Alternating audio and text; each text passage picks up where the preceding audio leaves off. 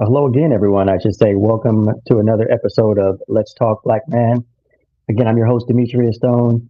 Really excited to have another local brother join us today, Mr. Dwight Harvey. Dwight, how you doing this morning? I'm good. I'm good. A little tired, but I am good. Excellent. It's a little rainy and drizzly and wet and dark outside. But Yeah, maybe some people are listening to this when we are back to having some spring and summer weather. So, um, exactly. I'm a warm weather kind of guy, man. Me and although I know we need this rain, and I'm thankful for it. I'm waiting for the sun to come back out and put some heat on me. me too. Me too. We're tropical people, so we're waiting for that spring to come back. Exactly. Well, Dwight, let's jump right in. So, for the people that don't know you, can you just share a little bit about yourself? You know, your upbringing, where you grew up, what drew you to do the work that you're currently doing now, and yeah, just leave it open floor to you to tell everyone a little bit about yourself. Okay, well, like you said, my name's Dwight Harvey, and I'm originally from San Diego, California. Uh, I just turned 60 years old, so I'm thankful for God that He's allowed me to be on this planet for 60 years. Uh, I'm the eighth of nine children. Mm. so Man, I got a pretty big family in San Diego. I went to, grew up totally in San Diego my first 18 years and went to high school at Lincoln High School down in San Diego. Uh, yeah.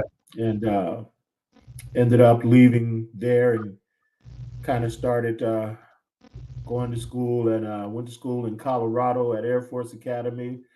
Went to school back in San Diego at Mesa Junior College, and then ended up going to play football over at Eastern New Mexico University Mm. for a few years, and lived in New Mexico for a while. And in New Mexico is when I actually started getting into education. I had originally I wanted to be a civil engineer. I had a African American guy talk to me in high school, and he introduced me to civil engineering, and so I thought I wanted to be a civil engineer. So that's what I started off being. And Yeah. when I transferred schools, they really didn't have that, and so I've always loved math from the time I was, little and listening to Schoolhouse Rock and learning how to multiply at an early age. And what's funny is I still have all those videos and still know them by memory. Man. But I met a guy in college, one of my professors, and he really started pushing me towards education. And when I look back on it now, I look back and I was always going to be a teacher. I just didn't know it. I was always calling myself teaching the class in elementary school and trying to do all the work and helping people in math. I've always been good at it. So he really pushed me in college to become a teacher. Mm. And I got my first job teaching in 1990 down in Orange County, down in Santa Ana. And I taught high school math for 3 years. And 1 year I taught eighth graders, and I said, I'm not supposed to be a math teacher. I'm not supposed to be a teacher. Was it just the middle So schoolers? exactly, that 1 year middle school man let me know I'm not supposed to be a teacher. And Yeah. so I left and moved to Atlanta, Georgia, and started doing IT work. I taught myself how to program computers and did that for about 10 years, and got laid off a couple of years. Got laid off at one point, and but all those years I was even doing project management and working with computers and things. Mm. I would always still tutor and be around schools and things of that nature. And so the last time I got laid off, I decided my wife and I decided to move back to California, up here to Sacramento. And I never really been in Northern California. I was always in Southern California. Mm. And got back into education and been back in it since 2003. And teaching high school and eventually got into administration. Uh, and I've been doing administration, since the early 2000s. And Hmm. which leads me to my current position where I work for the Sacramento County Office of Education at the Youth Detention Center over here by Kiefer, working with incarcerated youth. Uh, Hmm.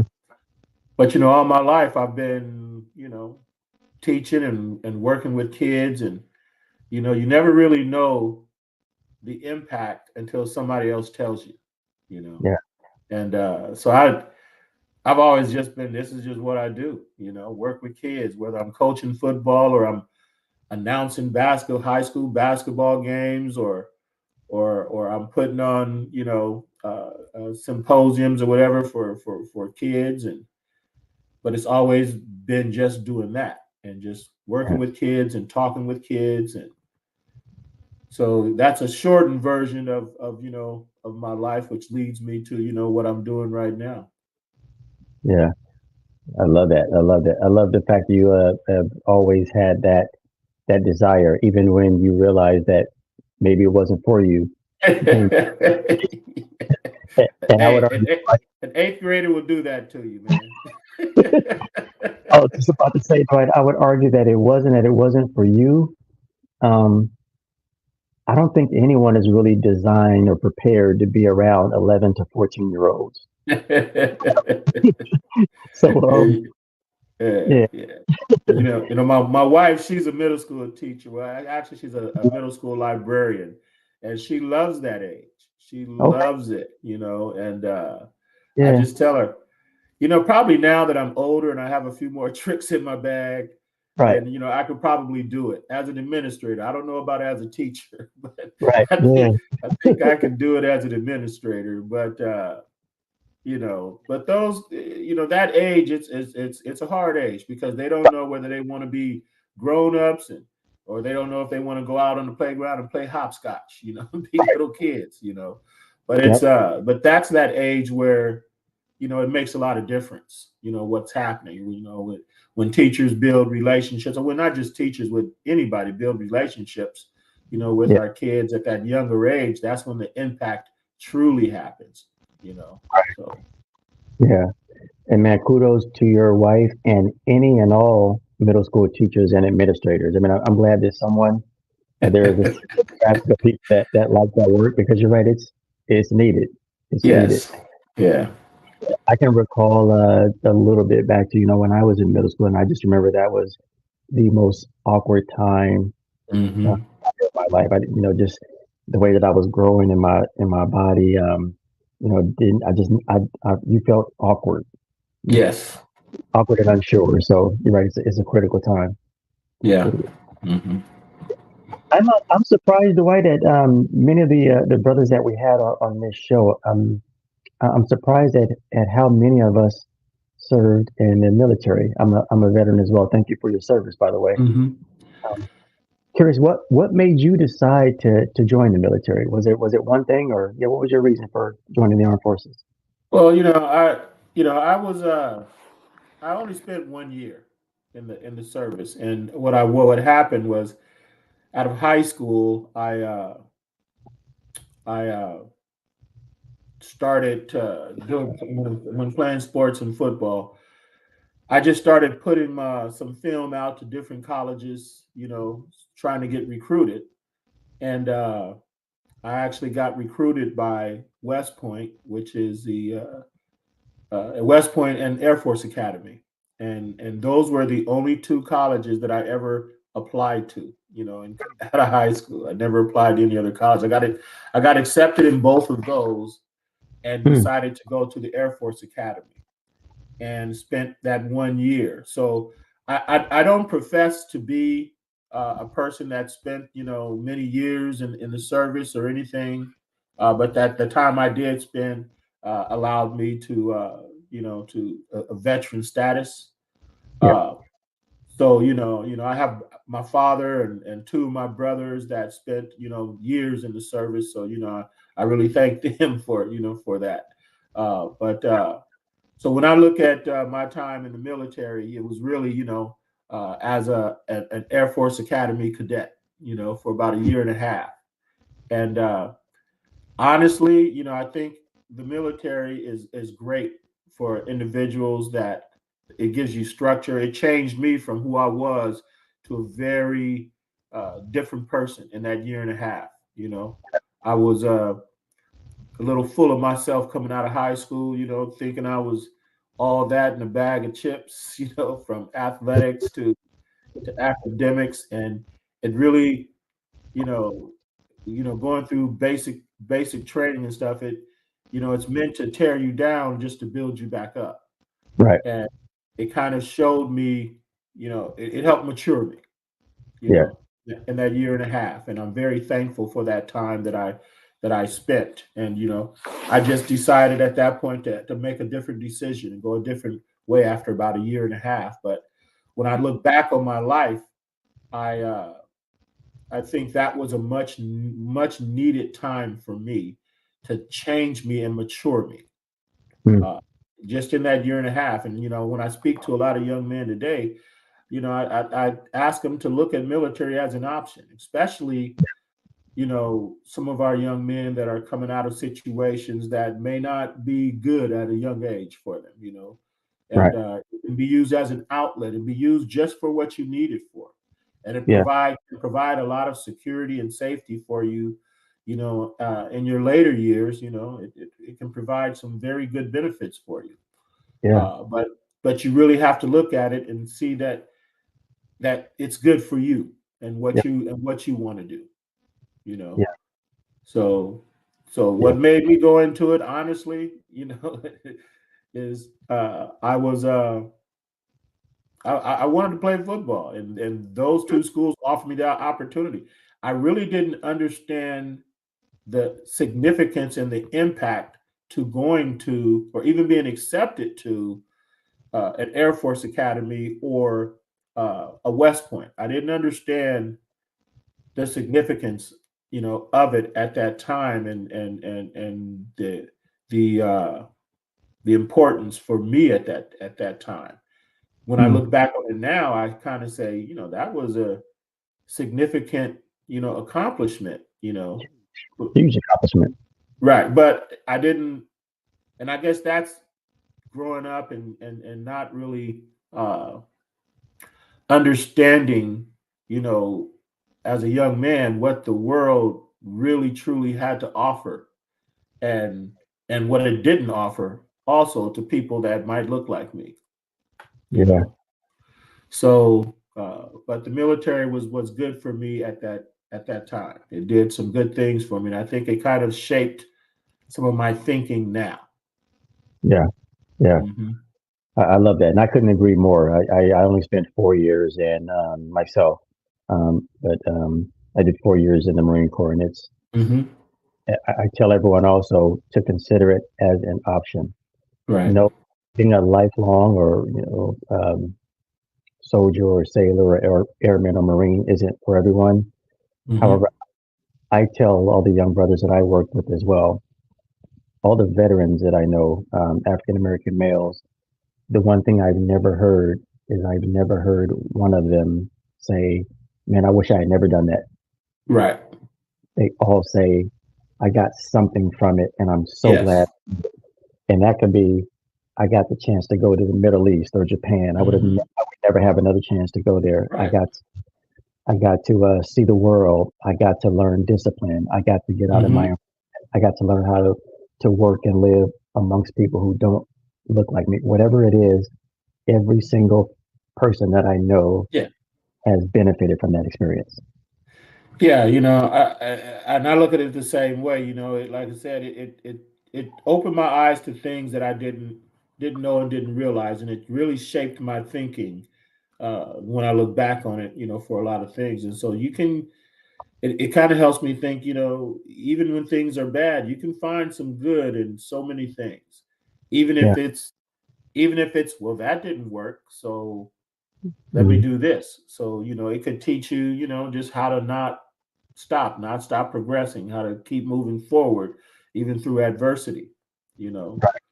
So yeah, it was I look at, my brother, one of my brothers that he just put in 20 years, 20, probably more than 20 years. And now he's got another 10 or 15, working for the post office. But, it was critical for him when he went in, and it changed the trajectory of his life, and I'm sure it did that for my father, who, Yeah. grew up in Texas and, during a hard time, and for him and his twin brother to go into the service together, and I'm sure it changed the trajectory of their lives. The one great thing that came out of my dad going in is he moved from Texas to San Diego so I could grow up in San Diego. That's Texas. San Diego, So Texas. Yeah, I'm a go. I got nothing against Texas, so I don't want no hate mail, but I'm glad that he Yeah, grew up in San Diego in the sun. yeah. That's so true, Dwight. I have a cousin who very similar situation. Recently retired from the Air Force Reserve. Was Okay. drawing that retirement or pension or what you call it. But for the past couple of decades, he's also been working in the post office while he was in the reserve. So Yeah. now he's in his mid 50s and he's about to be drawing a military retirement pension and a post office. And yeah, And he's made some great choices. exactly, exactly. So, and it's done that for so many. For people. Although there's positives and negatives. You hear people talk about being in the service or whatever. If you look at some of the good that can come out of it, I think it can be extremely worth it. Yeah, For our young men and women to do that or have that opportunity, but just use it for what it's for. It's just like I have three children. Well, they're not children; they're all adults now. I yeah, have a 27-year-old son named Malcolm, and I have a 31-year-old daughter named Alexandria, and I have a 38-year-old son named Andrew. And I tell them, to look at, you know, any and all those types of experiences and get out of them what they need. You yeah, uh, so all that can be good, for an individual. yeah, So. yeah, definitely, definitely. I'm going to fast forward a little bit, Dwight. Can you tell me a little bit more? We'd love to hear more about your what you're currently doing with SCOE, Sacramento County Office of Education, specifically as it relates to young brothers in the juvenile justice system. Well, I just recently started working for SCOE. I've only been there for 6 months. I was for the previous 5 years, I was working for Twin Rivers Unified School District as an administrator and one working in their equity department. Uh, Once I transferred over to SCOE, I kind of got back into really having some hands-on work with some of our at-risk, or I hear different people say at-risk or at-promise, but some of our youth that really are kind of on their last leg. And so doing this work, I've always, thought about, working, at the youth detention facility. So having this opportunity to do it now has been good. It actually reconnected me with Rolanda, who also does some Yeah, work in there. My one of the other administrators, my supervisor was saying, yeah, we have this young lady that comes in every Friday. I think her name is I can't remember her name. I think it's Rose something. I said Rolanda. yeah, And so it was great to reconnect with Rolanda, and she's kind of sparked so many other ideas in me to yeah, do some different work. But working with these youth, it's different for me because you know the residents, they're just in such a situation to where some of them have done some things that they're going to be there till they're 25 years old possibly. mm, And so there's a need in there for them to talk to people that look like them. And I'm glad I've had that opportunity to do that. And, the good part for me is through my reconnection with Rolanda, it sparked some some other ideas of like bringing mentors, a lot of mentors within the facility to talk to these young men, or even putting forth different programs. Uh, uh, I'm working with a young lady right now to put together a program where she will come in and do some restorative practices, and do some circles with these young men, just letting them talk, and just letting them be able to be heard and be listened to, because sometimes that's all they need. Yeah. But just when I walk into a unit and see these young men in there, I can tell when they see somebody that looks like them walk in.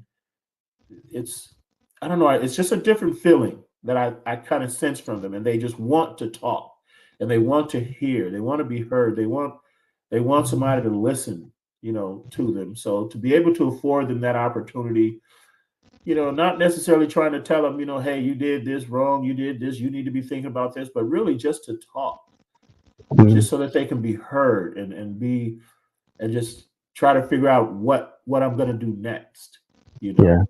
know. So my Yeah. goal now is to, uh, through a lot of the work that I like doing, is to bring as many people in to talk to these young men and young women as possible, Yeah. and to do some things where we can set them up for success when they come out, you know.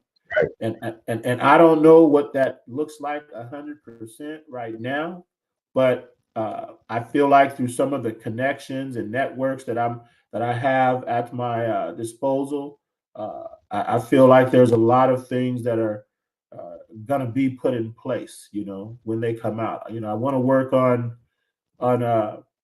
setting something up to get some of these young men jobs when they come out, and what does that look like? I want to work on having some of these young men be able to come back and talk to kids, in schools and stuff, Yeah. to kind of talk about what they went through and what they can do differently, you know, or even have these young men and young women write about their experiences so they can see that this experience, even though it may not be a good thing, it can be used in a positive way, as they share their experiences with others, so that others may not make the same types of mistakes. I Right. want them to see that this isn't the end of the road for them, but it's just a fork in the road. Now, how we choose to use that information is what's going to shape us into who we are. Yeah. Yeah. That's so true. That's so true. Thanks Hmm. for telling about all the work that you're doing and what some of your plans and hopes are. Uh, Hmm. Curious, Dwight. I think about this often. So you you probably would self-describe yourself as a lifelong learner, if Yeah, I'm not mistaken, yeah, if I'm reading right. So, um, just in your time, just even being accepted by the Army and the Air Force academies, and working in the IT industry, and working for multiple school districts, and now with SCOE. Curious on when you have an opportunity to talk to young brothers, young men of color, specifically Black men. What are some of the things that you maybe would tell them, or that you would hope that they would learn, that would, there are many of us who grew up in the same environment who right. were able to avoid those pitfalls.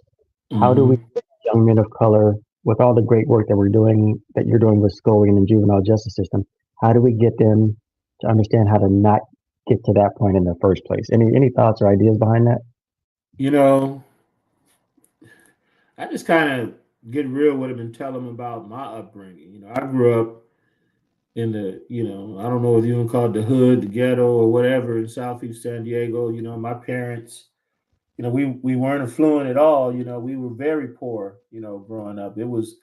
I remember it was nine of us, nine kids, two parents and a dog living in a two-bedroom duplex growing Woo. up until I was like 7 years old, and my mother walked a little distance and ended up buying us a little three-bedroom house in San Diego.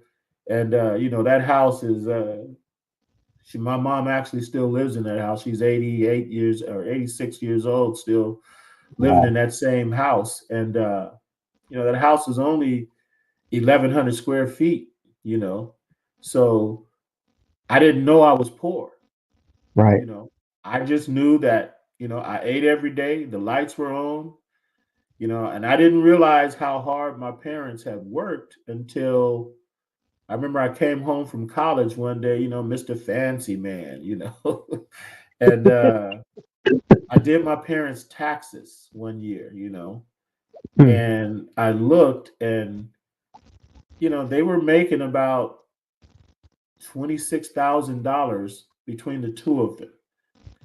And that Hmm. was when I was in college. So I can imagine at a younger age that their income was very meager, Right. but we still had shoes on our feet. We still, I mean, I was happy. I was playing in the canyon, playing in the dirt every day, as a kid Right. growing up. Didn't have to worry about eating and things like that.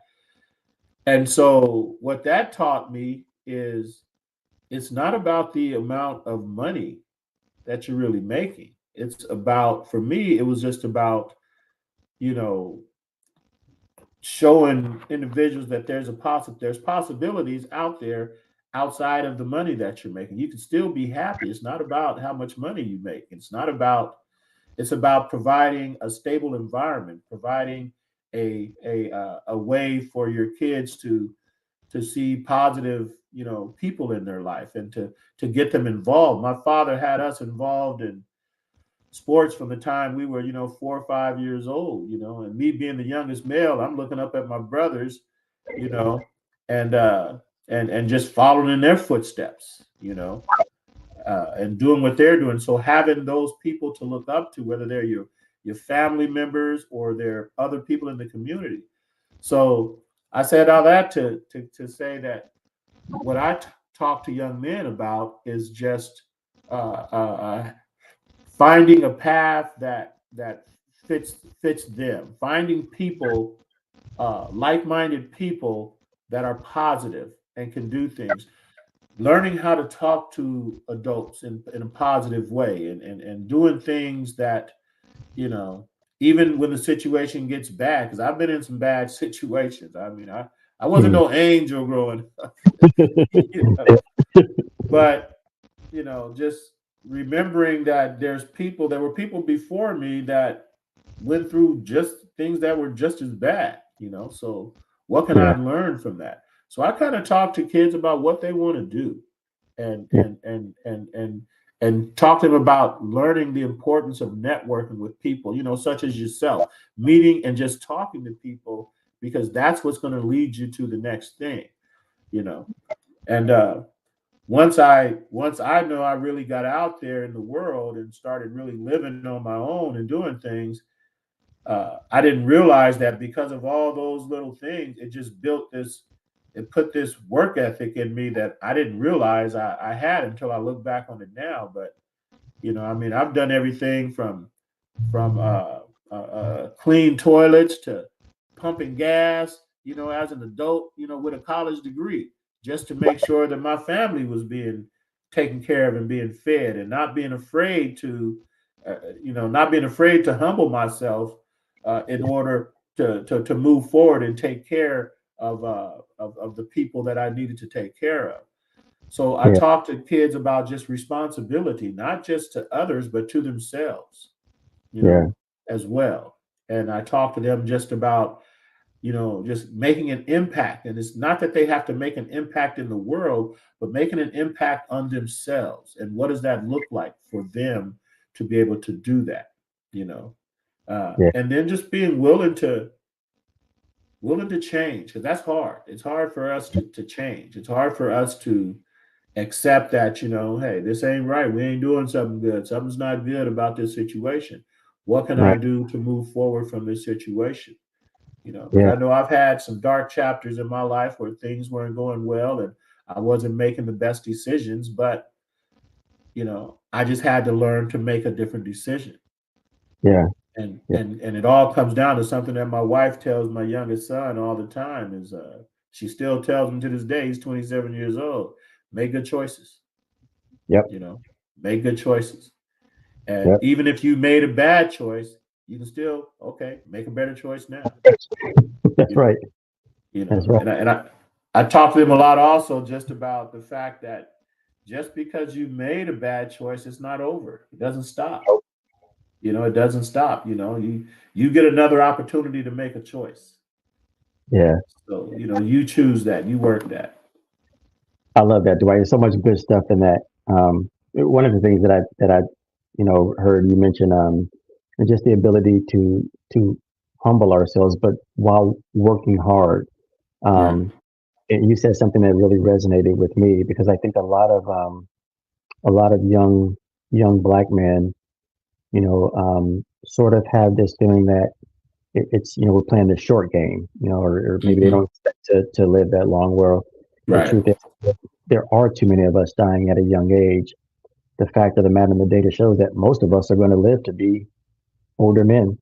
And Hmm. it's a long game. You said something that really resonated with me, and that I've experienced as well. Is even after I've earned a college degree, some of the jobs I've had since I had a degree, I was delivering newspapers in the morning. I was Right. working security guard. I even Hmm. drove for Uber and Lyft for a little bit, and I had a college degree. Yeah, did all that. Is all those little things add up to now where I feel Yeah. I'm not. I'm always want to improve, but I feel I'm at a place now, quite honestly, where my wife and kids and I live very comfortably, Right. probably more comfortably than I would have ever imagined when I was a kid. And it's just Right. because of the choices that I made. So it's playing that long game. Yeah, exactly. And you really don't look at that. I mean, my youngest son, he's going through some things right now where he's trying to work on himself and find himself, even though he's walking around with a college degree, very intelligent, but he's just struggling to find himself. And that's the one thing that I talked to him about is, look, I really didn't get started till I was 27, 28 years old. I played around in school and did this and did that. And eventually 27 and 28, I said, you know what, I need to go ahead on and graduate. And now I'm in a pretty decent place. We all wish that we could be at sometimes at another place, but I always say, I might not be where I want to be, but I'm not where I used to be. you know Yeah. but Mm, playing that long game is huge, and you can't worry about it while you're in the short game. You yeah. know, you just Good. have to keep moving forward, and eventually, you will persevere, and you will get to a different place. But all those experiences from, like I said, hey, I was driving Lyft and Uber, and just because I wanted to, though, because I love to run my mouth, like I said. And I was doing jobs where I was getting paid minimum wage and I had a college degree.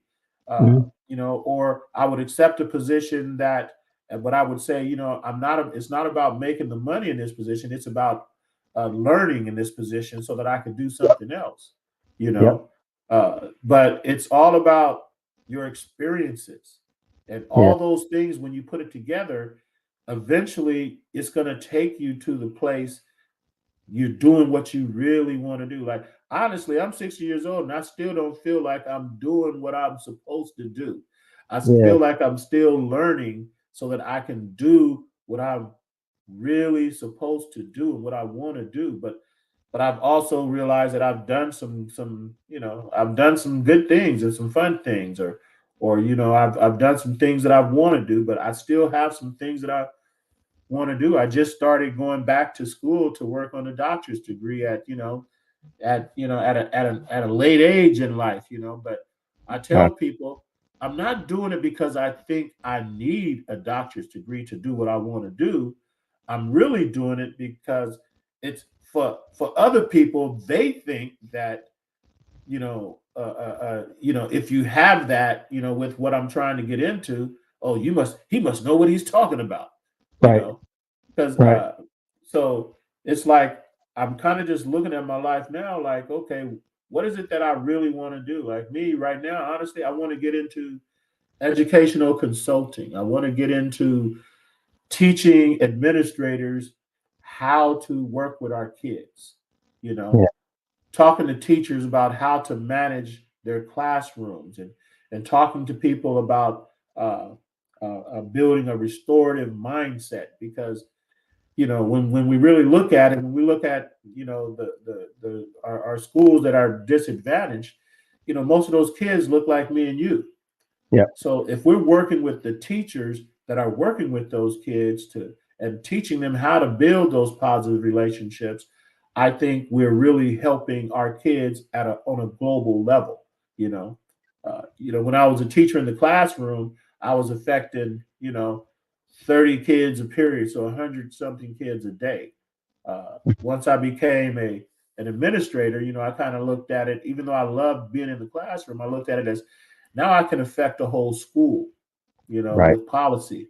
And same thing, once I went to the district office, now I'm saying now I can affect every kid in this district with decisions or policies that I'm working on. And now, working at SCOE, it's like, oh, I can touch every kid in the county now. And so, Yeah. and if I'm talking to all these different teachers and working with them and doing these different things, now that information is going out, touching everybody, and it's leaving the state and going to different states and going into different industries, and things Yeah. like that. So your impact can be huge, Yep. depending upon how you choose to use it. So that's kind of how I kind of look at things right now. Yeah. Yeah. That's very poignant. I think you touched about how your impact has grown with these Hmm. positions, and it's not about the title. Even Right, though I may have increased my title, I'm increasing the impact at every place, right. every step of my career. So I love that. I Yeah. love that. Dwight, if I'm not mistaken, sounds like as you talked about your father that you grew up or at least spent a good part of your childhood in a two-parent household. Hmm. If I heard you correctly, you're married. How long you been married? Yeah, I've been married for 28 years right now. I met my wife.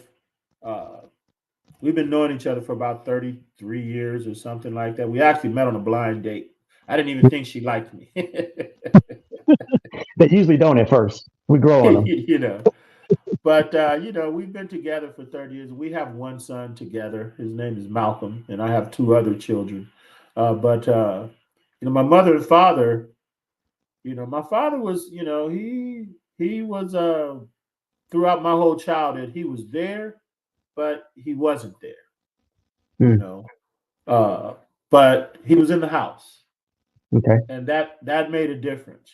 So when I talk to some kids that whose parents, who are from these one parent family, I tell them, I said, I don't say, yeah, I know how you feel, because I'm like, I don't.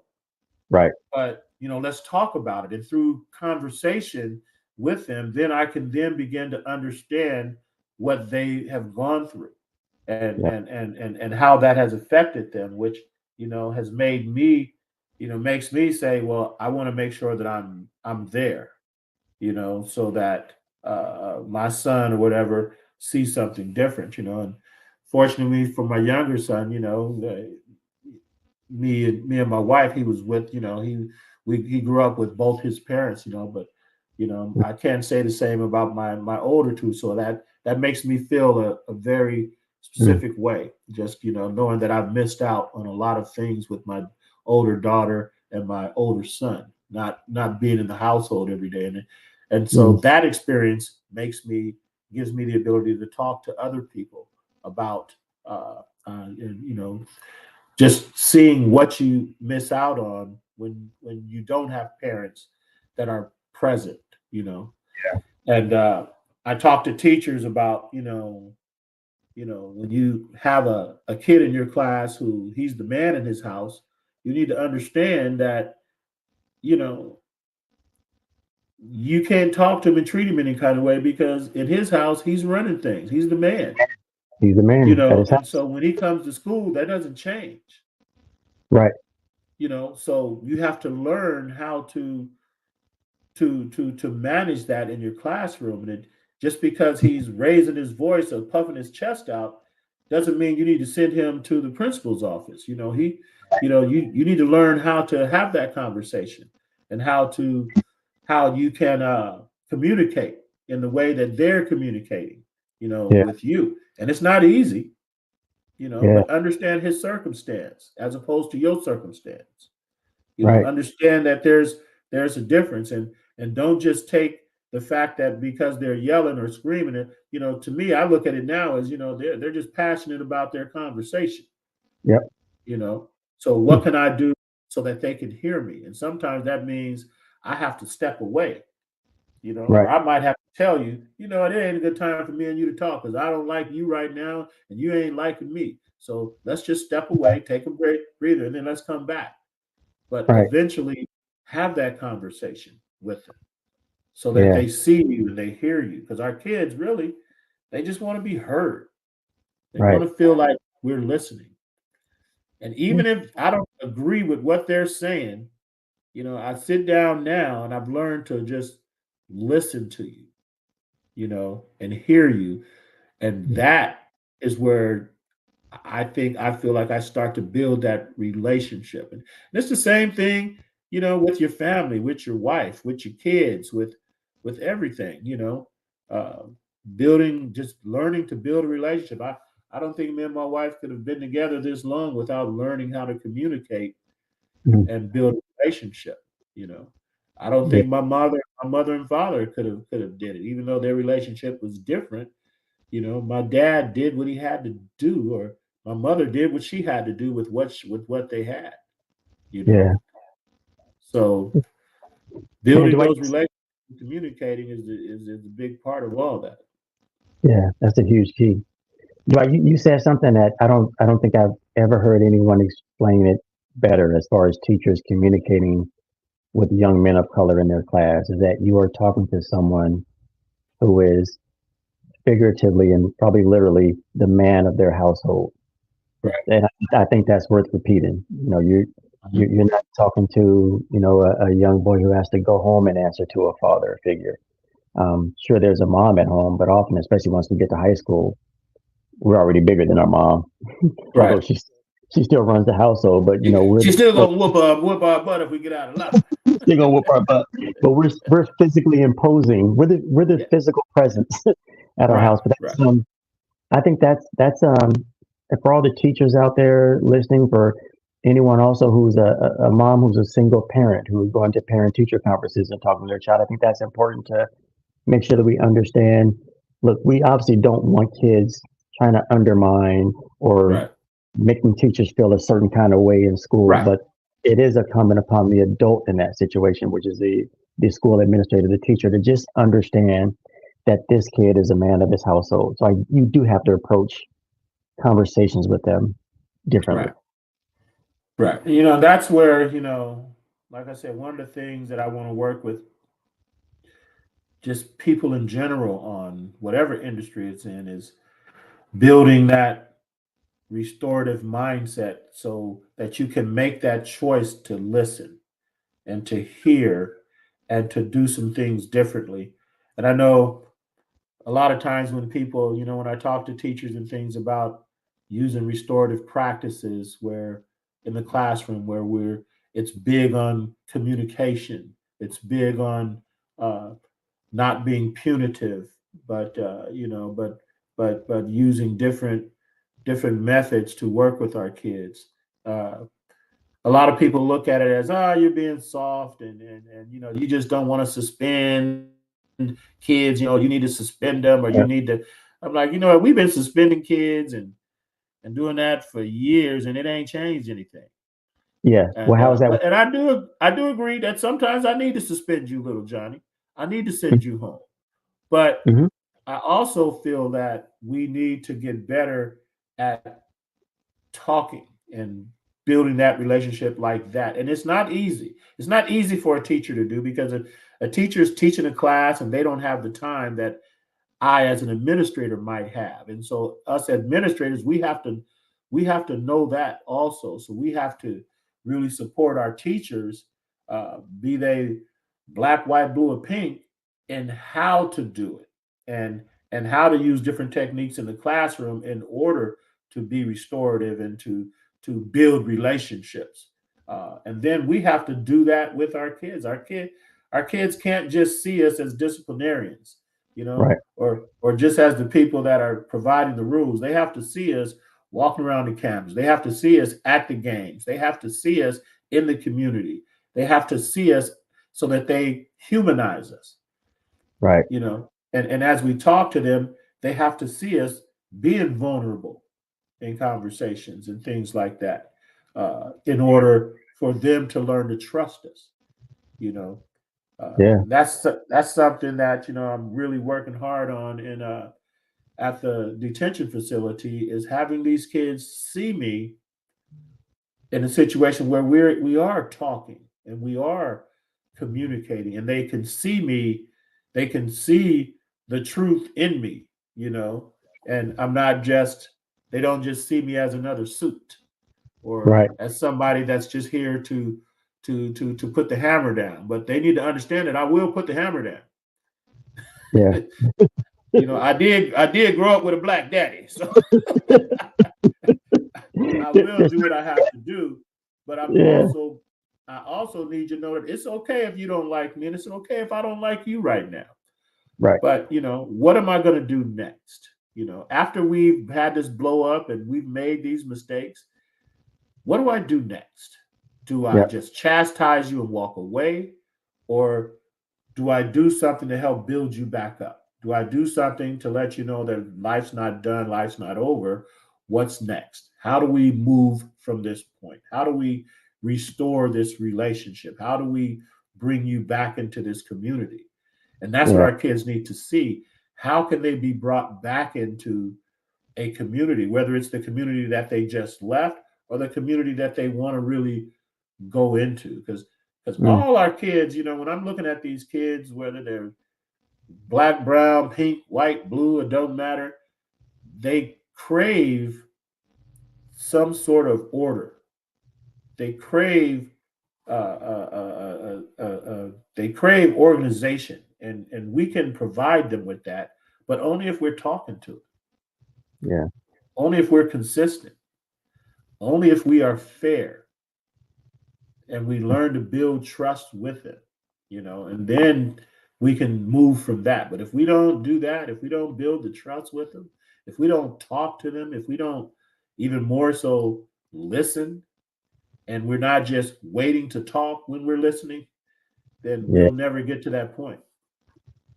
That's so true. Dwight, I wish we had more brothers and sisters like you working in school districts and at SCOE, but I'm glad that we have you there. So, yeah, much appreciation. Listen, we could probably talk for hours on end about education. Um, but before we close up this episode, Dwight, is there um, anything that I haven't asked you that you would absolutely love to share with viewers, whether it be about yourself or just working with young people in the Sacramento region? uh, well, I think for me, it's like I said, I never really thought about any type of impact that I've ever really had on anybody. Every now and then you reflect back, and you then you can kind of start seeing something, or you hear somebody say something, or maybe a kid will come up to you and say, "Yeah, I remember you. You did blah blah blah," and so it makes me think back to people that did that for me, you know, whether it was a teacher, whether it was a parent or a family or a community member, and even at this age, I find myself, reaching out to those people just to say thank you, Mm, for the impact that they had on me, that I didn't realize it at the time, and just thanking them for kind of helping to shape me, and even relationships that you've been in. Like I said, I've been with my wife for knowing her for 30 something years, and I think without the support that she's shown me, as a partner in all that time, I wouldn't be able to do whatever. And my whole thing is, I hope that I have supported her as much as she has supported me, so that she can do the things that she wants to do. Uh, So just reciprocating and listening and knowing that the journey isn't over until it's over, and that you will be learning from the time you come into the world to the time you go out. Just uh, continue on the path that that you want. Ask questions and continue to network, and meet brothers such as yourself and such as Rolanda, that that can show you things that you don't think of. I was thanking Rolanda the other day. She I received an award, a Men of Honor award, through Rolanda's organization, and I told her, I said, I want to thank you for opening my eyes to a network that I That's right. didn't know the depth of the network, That's and right. I saw different people in the network, but I didn't realize how that network interconnected, you Yep. know, and I had to thank her for that, because she kind of sparked some things in me that's making me want to do some more work. I have a sense of urgency now. I've That's already right. thrown 3 projects at her in the in the last month. That's right. But I'm thankful for that. I was talking to my youngest son and just about networking and knowing the worth of the network, and how you can use that to help you to get to where you're trying to go to. Yeah.